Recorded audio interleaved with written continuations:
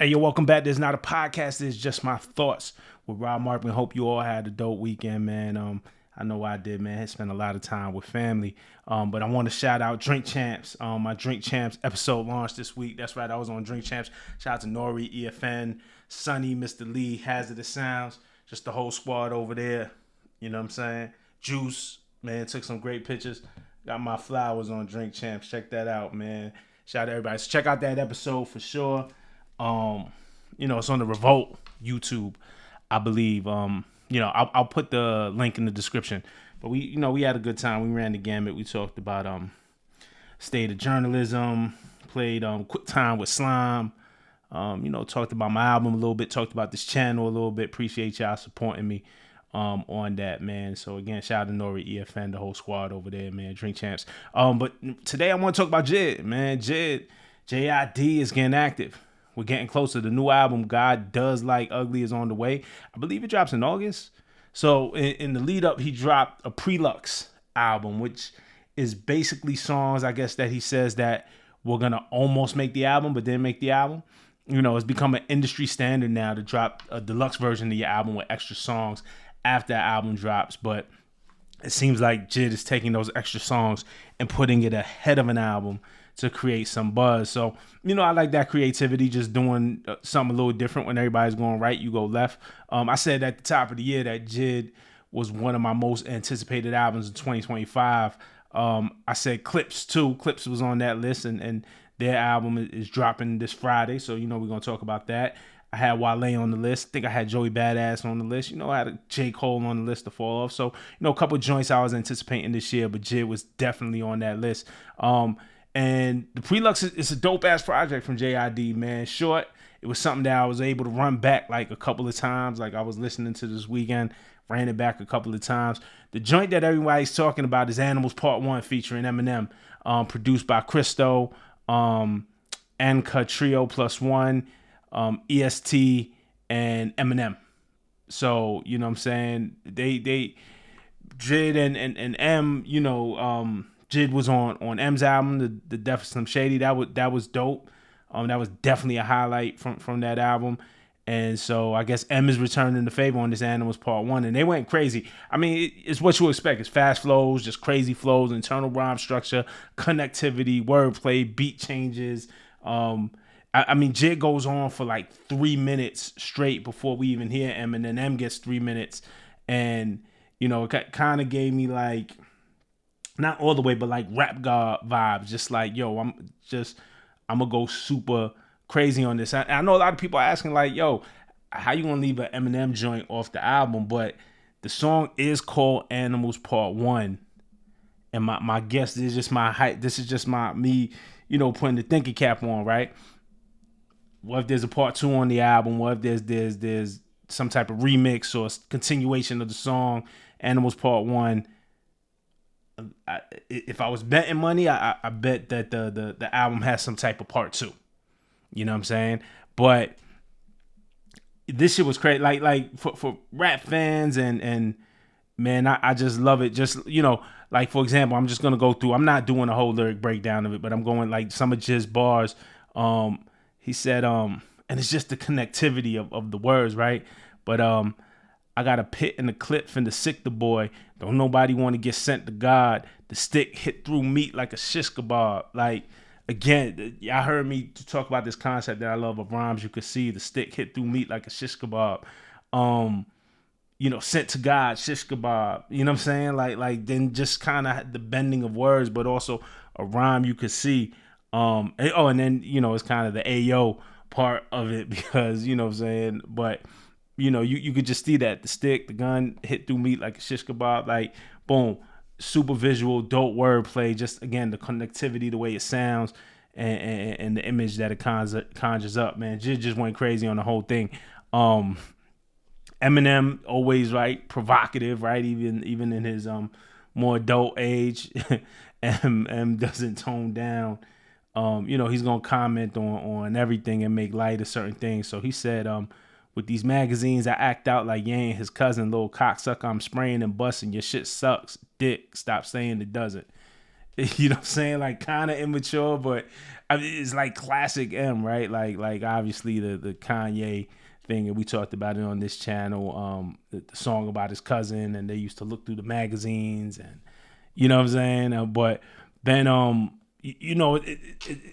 it's kind of like these wacky rhymes again, but rhymes that you could see, and I think that's the beautiful part of M and the playful part of M. He says, keep it a stack like pancakes, I'm awful. So many plaques from Belgium. I got a waffle. Belgian waffles, but a wall full of plaques. In fact, you would hate my walls. They're all full. They call me Marshall, but I'm unlawful. And obviously in his flow, just like he just keeps hitting that cadence. It's a dope joint. It's a fun joint. And again, I like this album because it's like 4 or 5 tracks. So or this project, it's not even an album, but this Preluxe. And you can kind of just spin it back. So nothing kind of sticks or stays too long or overstays is welcome. He got a song called New Better with Yachty. It's produced by Christo. And the funny thing about this is this is Yachty like in his rap bag, and shout out to Yachty, man. I'm not the biggest Yachty fan when he like gets on his rap shit. Like I applaud him for focusing on the bars. Like there are times when Yachty, when he's like cold with the secret recipe, when Yachty is just like, yo, I'm going to rap. Like I'm you know what I'm saying? Like so I applaud him for it, but it don't always hit me like that. Like I'm not like a fan of Yachty for that. Or that being said, he did his thing on this one. Like I heard this shit and him and JID kind of together on the same joint, and I'm like, damn, Yachty kind of did his thing. I mean, obviously, if we're talking about lyrics and lyrical, like J.I.D. is just that ill. But man, I enjoy Yachty's part on this joint. Like as a full song, this is a dope song. JID had a line. He said, "Crank that bitch as loud as it can get. You could make a little vehicle flip. Bought my mom a crib off this lyrical miracle, spiritual shit." You know what I'm saying? And I like that because, and JID doesn't necessarily get this criticism, I think, but there's this idea of the lyrical miracle rappers, right? And that they're not saying that. So everybody gets lumped into this where rappers who rap fast or kind of, really stack their words and have that complex internal rhyme scheme and bend their words for it to really kind of sound like something, like they're not saying anything. And again, I don't think JID fits into this category. I never actually heard anyone put JID in like a lyrical miracle category. That's just the rappers who rap really good, but they don't be saying shit. I think the beauty of it is somebody like a J.I.D. Raps really good, and then it be shit in there that actually makes sense. Like the lyrics actually make sense. But I like how he kind of owned it. Crank the bitch as loud as it can get. You can make a little vehicle flip. Bought my mom a crib off this lyrical miracle spiritual shit. Like super dope. I love that he owned it. Lisa is another song on there. It's featuring Black. Again, like this is one of them ones I'm like, man, this should really be on an album. Like if this got left off the album, then what are we doing? What else is he holding on to? What does he got? But Lisa with Black was really dope. What did he say? Let me look at some of these lyrics. But I see you comparing me to certain people. It's rude and I feel stupid as I had enough of the foolishness. Dump truck dumping out the trash, but I'm improving on my craft. And I've been cruising down this path. I took a bruising. I just laughed and kept it moving. I ain't mad at none of y'all. This shit is amusing. It's just music and I love it. So I lose it when they leave me out the loop of who's the truest, who's who. And I'm just here like you who. Again, it's just fun bars. But again, he's saying something like, yo, like, bro, I'm going crazy and I'm not mad, but man, when they leave me out of, when they talk about these lists and all of that and I get left off, I'm like, oh, do y'all see what I'm doing? You know what I'm saying? But he just put a whole bunch of dope words together to say that, like, and that's a clear sentiment. I thought Behold was dope, especially the beat. I really love that. Produced by Christo and Reggie Gordon. And then ahead of this project, he also dropped another joint called Bo, which he said I think he's gonna add to the DSPs. You know what I'm saying? Some lyrics there, right?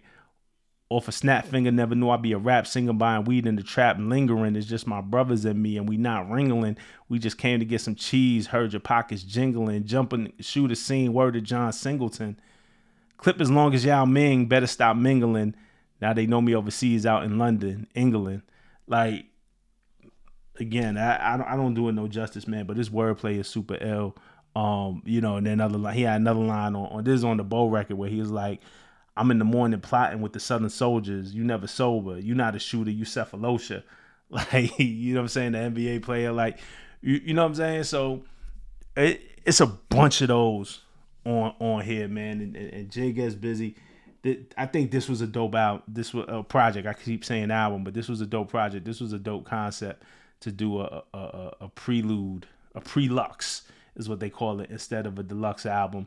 I think this just built more anticipation for this God Does Like Ugly album. I'm looking forward to it. Man, I think, we talk about where hip hop is. Kendrick and Drake took a lot of real estate in 2024. A lot of rappers had to get out the way. We as an audience, right? The audience just in general, like a lot of stuff just didn't get time to breathe because that took up so much space. 2025, you still kind of feel like little lingering effects of it. Like Drake just dropped the joint. Kendrick is still on tour. But it's the perfect time for something. It's the perfect time for someone to emerge and step up and kind of, just take our attention and make us, love this on a mass scale too, because we obviously have shit that we love and we celebrate. I'm not saying there's no artists out there, but it does feel like it's a dope time for somebody to just step up. And, with Cole and Dreamville and the future of that, like what's going to happen? Like, is the fall off going to be Cole's last album? Is Cole bowing out? Like, where does Dreamville go from here? Blah, blah, blah. Like, it's a dope time for somebody like JID to just take the reins. Because, he got the skills, man. He's built the audience. I think he has a story. You know what I'm saying? Like he has something to say. And I think this is a year where with the right music, he can jump into a next level. He could reach another level, take a step up from where he currently is. So I'm looking forward to it, man. I'm looking forward to this album. But that's just my thoughts. Let me know what you think in the comments, all right? And we're going to be back. I think I might drop a second video today. And like I said, man, shout out to Nori, EFN, Sunny D, my man, Mr. Lee, Hazardous, everybody there at Drinks Champs, man, Juice. I know I'm forgetting a bunch of people, man, but shout out to y'all. This was cool, man. I got my flowers. That's dope. Check out the episode, man. It was pretty cool, all right? Till next time. Peace.